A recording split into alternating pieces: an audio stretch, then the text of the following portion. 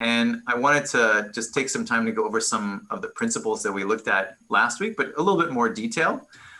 We looked at follow through, overlapping action, and squash and stretch with all of the assignments we've looked at previous, but particularly with the tail ball that has all of these because it's a more complicated rig. So one of these observations that Disney made, early on in the 20s when they're doing the black and white Mickey Mouse shorts was something like this. Things don't all come to a stop at once. First there's one part and then another. So they were trying to find a way to loosen things up and make things feel more believable, more organic. And one of those is the principle of follow through. So follow through, I'm getting this right. The idea here is that we have these properties of matter, right? That I talked a little bit. I was scaring people last week with some physics terms, inertia and momentum. These are all things that we've learned as kids, right? These properties of movement in physics. But how do we apply that, right? So it's just a really simple example, right? Just a rectangle just going across the screen. And it has two of the principles that we've already talked about, ease out and ease in, right? So where is it speeding up and where is it slowing down? So we can see it's easing in, it's decelerating, it's slowing down to that end position there. But it could feel different. It could feel like this, all right? Now, which of these two movements feels like there's more mass? Which feels more believable to you? All right, so the second one, it definitely feels a lot more relatable to when you think about a human being that's running and then has to stop, right? Using your legs. You go look at people playing sports, running around in a soccer field or football field, and the changes in direction don't happen on a dime, right? The different parts of the body have to act to counteract, inertia and mass and move you in a different direction. So this is how you can look at follow through when you only have one place of articulation, just at the bottom. So what I'm trying to tell everyone is that at the bottom, where it's connected to the ground, that's where the force is acting, right? So now it feels like it's really concentrated. It's at the ground, okay? Now, if I also add another principle, drag, right? I can make it feel even more interesting, right? So that as I move it across, right? The force is coming from the bottom, but then the top resists because it has weight, right? So if I'm pushing from the bottom, right, the top is going to feel drag, right? It's going to resist that. For every action, there's an equal and opposite reaction, right? We all learned this as kids. And this is another way that you can show a little bit more, drag, overlap, and follow through, make it a little bit more interesting, a little more believable. And you start with something simple like that, so that when you get to something that's more complex, like they're mentioning here, right, that the body doesn't move all at once, there's stretching, there's parts that are slower than others, things catch up, they have different timings, that when you start to look at something a little bit more complex, you can break it down in basically these three areas, right? So non-skeletal stuff is usually dead, right? It's not part of the character, right? It's stuff like hair, right? Clothing, costume elements, earrings, belt buckles, anything that's loose and flexible that's stuck on the character. And in 2D, you have to draw all that stuff, but in 3D, some of that might be the animator's responsibility. Sometimes there's a team that does simulation afterwards. It really depends on the pipeline.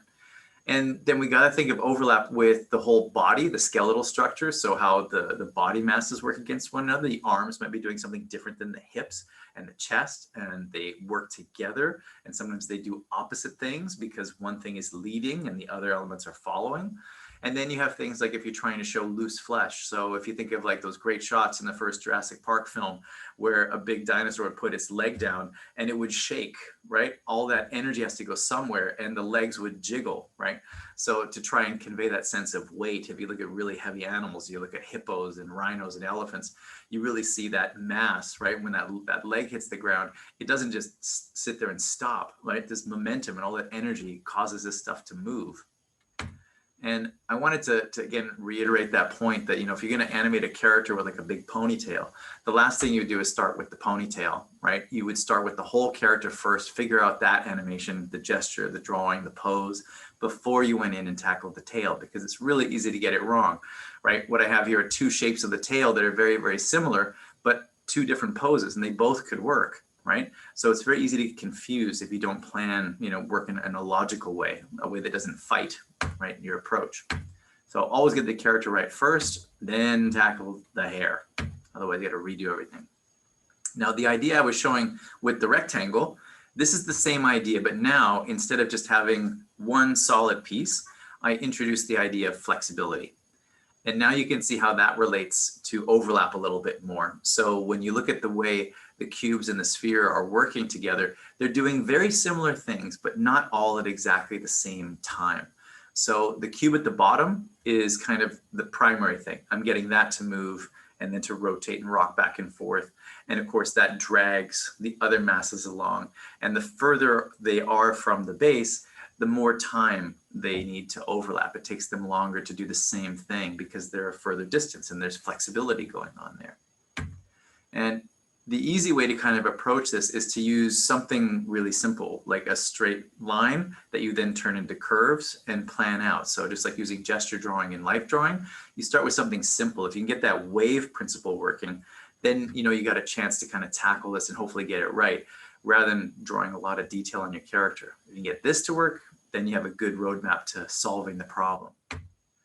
And again, the same idea, right? Looking at where you're going to see drag and where you see force, right? So where force is acting, that's the primary thing, and everything is going to resist that. So if I snap my arm one way, then my wrist might react the opposite way. So if I pull an arm, right, really suddenly, then it might be the elbow and the shoulder are leading, but the wrist and the fingers could drag behind, right? So you can see this in all sorts of movements.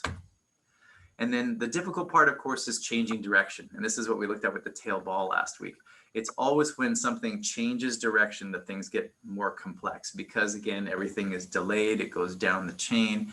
And you have to really try to solve this, frame by frame to get everything to feel really fluid. Right.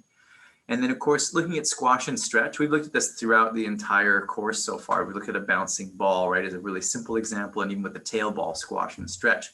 And sometimes squash and stretch can feel a little bit, computery, can feel a little bit heavy-handed, but you can always at least try to apply the principle in some way. Things compress, things change shape, things extend, and that's the most important thing with squash and stretch. It's not necessarily you take the whole character and stretch them out, squash them one way. Sometimes it's a little bit more complex than that. And I just had an example here. You can sort of imagine this as like a spectrum, right? Stuff that's really cartoony versus something that you're trying to convey a little bit more, believably, a little more realistic. The other thing you might be trying to show is flexibility, that you're trying to show something has the ability to change shape. It's not rigid, it's not made of wood, it's flesh and bone, right? And they work together to change shape. And the other area where you can really play around with squash and stretch, which we haven't covered very much, but I've mentioned, is smear frames. Which you can see in photography. So motion blur is a part of photography. It's a part of how we look at video. And in animation, we can get everything to be crystal clear. But one of the ways to help connect the dots between really big changes across the screen is using smear frames and maybe blurring them as well to help create that cinematic illusion that we see from photography, getting motion blur. And this is the good old bouncing ball, right? A good old friend squash and stretch here.